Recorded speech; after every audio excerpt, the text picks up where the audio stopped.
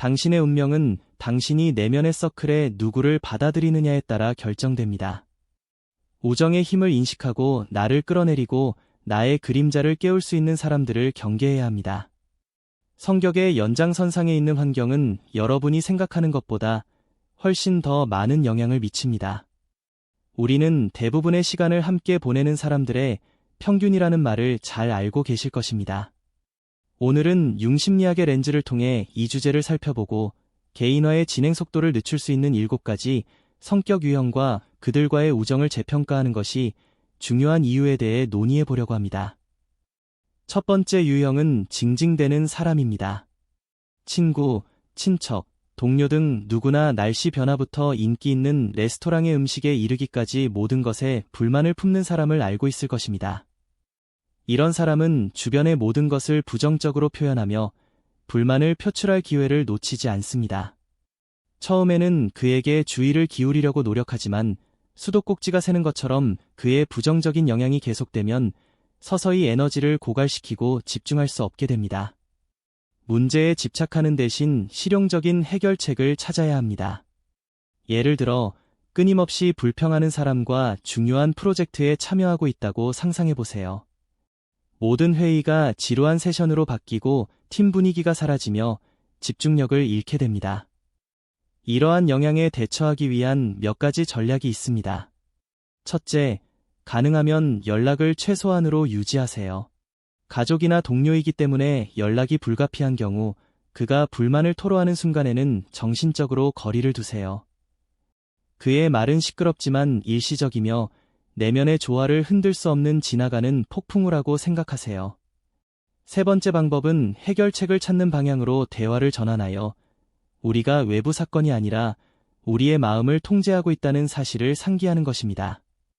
이러한 지식은 마음의 평화를 지키고 만성적인 징징거림으로 인한 부정적 감정이 우리를 개별화의 길에서 벗어나게 하는 것을 방지하는 데 도움이 됩니다. 두 번째 유형은 문제 자석입니다. 이런 사람들을 대할 때는 치명적인 소용돌이처럼 감정적 혼란이 에너지를 빨아들일 수 있기 때문에 갈등과 모순의 소용돌이에 직면하게 됩니다. 시간이 지남에 따라 이러한 사람들과 함께 있는 것은 폭풍 한가운데서 배를 조종하는 것과 같이 지치고 위험하다는 것이 분명해집니다. 그들의 개인적인 위기가 곧 나의 위기로 인식될 수 있으며 그들의 혼란은 전염성이 있습니다. 구체적인 예를 들어보자. 끊임없이 말다툼을 벌이는 친구가 있다고 가정해 봅시다. 오늘은 한 친구와의 소통을 중단하고 내일은 다른 친구와 갈등을 시작한 다음 여러분에게 도움을 요청합니다. 이 주기가 결코 끊어지지 않는다는 것을 알게 되고 곧 자신의 관계도 그녀의 영향으로 고통받기 시작합니다. 이러한 영향력에 대응하는 한 가지 방법은 성찰적 경청을 사용하는 것입니다. 즉시 조언을 하거나 편을 가르는 대신 상대방의 말과 감정을 다시 한번 생각해 보세요. 예를 들어 누군가가 저에 대해 그렇게 말하다니 믿을 수 없어요 라고 말하면 그 말에 배신감을 느낀 것 같네요 라고 응답할 수 있습니다. 이러한 접근 방식을 사용하면 다른 사람의 드라마에 휘말리지 않고도 정서적 지원을 제공할 수 있습니다. 또 다른 방법은 미래에 대한 걱정에 압도되지 않고 현재에 집중하는 것입니다. 이는 극적인 성격을 가진 사람을 상대할 때 특히 그렇습니다. 어떤 위기가 닥칠지 걱정하는 대신 자신이 통제할 수 있는 현재의 순간에 집중하세요. 자신의 삶을 즐기고 다른 사람의 드라마가 내면의 평화를 방해하지 않도록 하세요. 개인적인 성장과 마음의 평화를 방해할 수 있는 소용돌이를 피하면서 인생의 배를 조종하는 법을 배워보세요. 세 번째 유형은 회의론자입니다. 여러분이 한 획 한 획이 깊이를 더하는 생생한 캔버스를 만드는 예술가라고 상상해보세요. 그런데 스튜디오에 들어오자마자 여러분이 내리는 모든 창의적인 결정을 비판하기 시작하는 사람이 있습니다. 그는 다음과 같은 질문을 합니다. 이 색이 정말 적절한가요? 부자연스럽지 않나요? 같은 질문을 던집니다. 그의 말은 여러분의 창의력을 서서히 어둡게 만드는 칙칙한 페인트와 같습니다. 이것은 건설적인 비판이 아니라 의심과 부정의 끊임없는 발산입니다. 새로운 커리어를 시작하려고 하고 조사를 하고 전문가와 문제를 논의하고 몇 가지 입문 과정을 수강했다고 가정해 봅시다. 열정을 공유하면 회의론자는 모든 것이 너무 위험하고 필요한 기술이 부족하다고 말할 수 있습니다. 시간이 지나면 그 사람의 의심이 여러분의 마음속에 스며들어 자신감이 흔들리기 시작할 것입니다. 그렇다면 그런 비방하는 사람들에게 어떻게 맞서야 할까요? 독특하지만 효과적인 방법 중 하나는 단순히 아이디어를 교환하는 대신 조언을 구하는 것입니다. 상대방의 의견을 구하면 상대방이 더 적극적으로 참여한다고 느끼고 여러분의 계획을 직접적으로 비판할 가능성이 줄어들며 건설적인 제안을 할 수도 있습니다. 또 다른 방법은 모든 부정적인 의견에 휩쓸리지 않고 가능한 해결책을 생각해 보겠다고 제안하는 것입니다. 누군가 직업을 바꿀 수 없을 것이라고 주장한다면 새로운 직업으로 전환하는데 어떻게 성공할 수 있다고 생각하세요? 라고 물어보세요. 이러한 접근 방식은 부정적인 영향을 줄일 뿐만 아니라 건설적인 대화를 유도합니다. 우리에게는 두 개의 귀와 하나의 입이 있으므로 말하는 것보다 듣는 것을 더 많이 해야 한다는 것을 기억하세요. 경청한다는 것은 모든 부정적인 의견을 흡수하는 것이 아니라 가치 있는 정보와 공허한 소음을 구별할 수 있는 능력을 의미합니다. 비방하는 사람들이 회색 음영으로 여러분의 창작물을 가리기 시작하면 한 발짝 물러서세요. 네 번째 유형은 영원한 희생자입니다. 인생이 각 플레이어에게 동일한 말이 주어지고 상대의 왕을 체크메이트하는 것이 목표인 체스 게임이라고 상상해보세요. 당신은 전략적으로 움직임을 계획하고 위험을 감수하며 희생을 감수하는 반면 영원한 희생자는 모든 실패에 대해 보드, 말, 심지어 상대방을 탓합니다. 그녀에게 실패는 개인적인 선택이 아니라 외부의 힘에 의한 결과입니다. 그녀의 이야기는 자신을 무방비 상태의 영웅으로 묘사하는 끝없는 비애의 이야기가 됩니다. 일부는 심각한 어려움과 시스템적 문제에 직면하지만 끊임없이 피해자 역할을 하는 사람들은 자신의 비애를 핑계로 책임을 부인합니다. 다섯 번째 유형은 독성 실증주의자입니다. 항상 햇살과 무지개를 비추며 끝없는 이모티콘을 보내는 사람을 만나본 적이 있을 것입니다. 그런 사람은 힘든 시기를 겪고 있을 때 밝고 활짝 핀 장미처럼 보이지 않는 것은 무시하고 그저 행복하기만 하면 충분하다고 주장합니다. 그는 긍정적인 면에만 집중하고 부정적인 면이 정원에 들어오는 것을 허용하지 말라고 주장합니다. 이러한 접근 방식은 인간 감정의 복잡성을 고려하지 않고 지나친 긍정으로 마음의 상처를 덮으려는 시도처럼 보입니다. 이러한 압력에 대응할 수 있는 유일한 방법은 독성이 강한 긍정주의자와 밝은 면과 어두운 면을 모두 포용하는 대화에 참여하는 것입니다.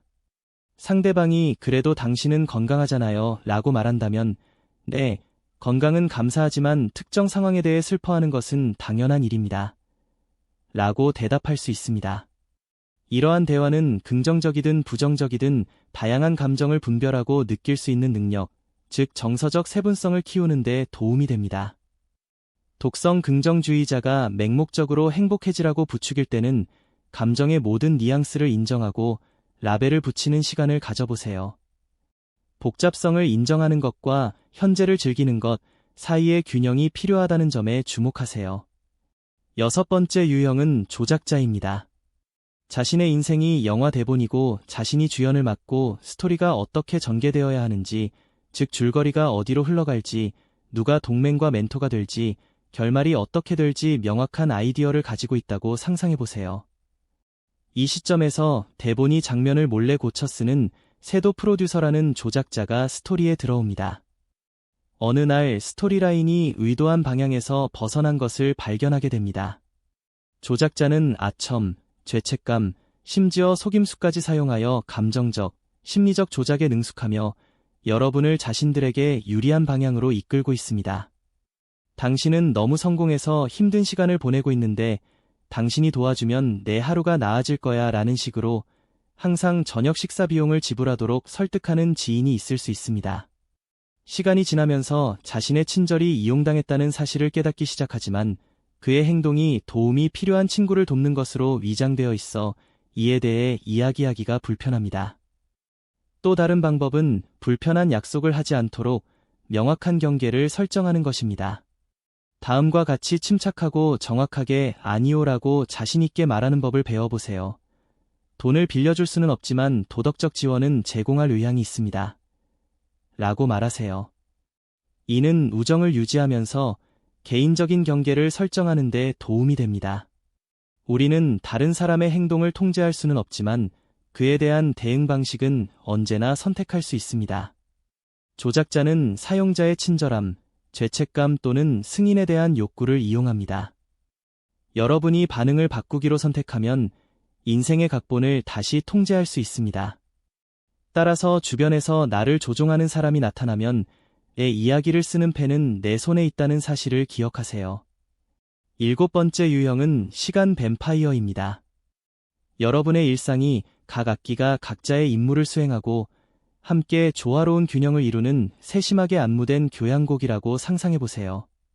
그러나 그 순간 시간 뱀파이어가 작곡에 들어와 조율에 맞지 않는 소리를 지르며 리듬을 방해하고 삶의 멜로디를 익사시킵니다. 시간 뱀파이어는 대가로 아무런 가치도 제공하지 않고 끊임없이 관심과 시간을 요구하는 사람들입니다. 정기적으로 긴 대화를 요구하여 일상에서 벗어나게 하는 친구나 사소한 일로 끊임없이 방해하여 중요한 마감일을 놓치게 하는 동료가 있을 수 있습니다. 이러한 사람들은 시간을 빼앗을 뿐만 아니라 집중력, 생산성, 정신적 균형을 무너뜨립니다.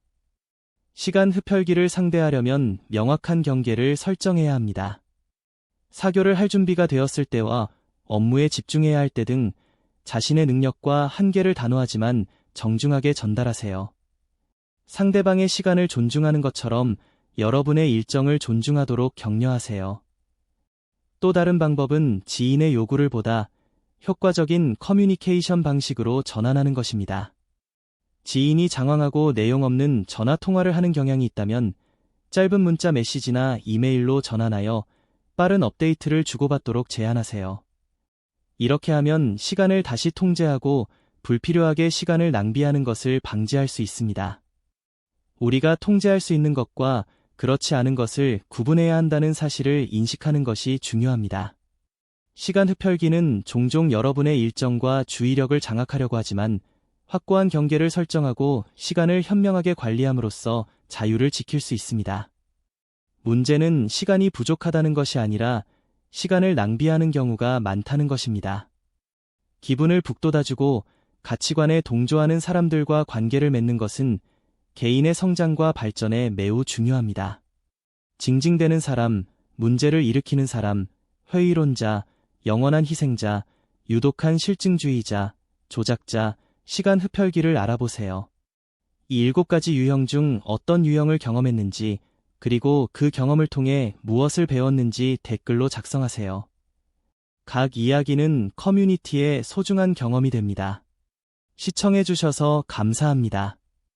이 동영상이 도움이 되었다면 좋아요를 누르고 구독을 신청하여 지속적인 연구를 지원해주세요.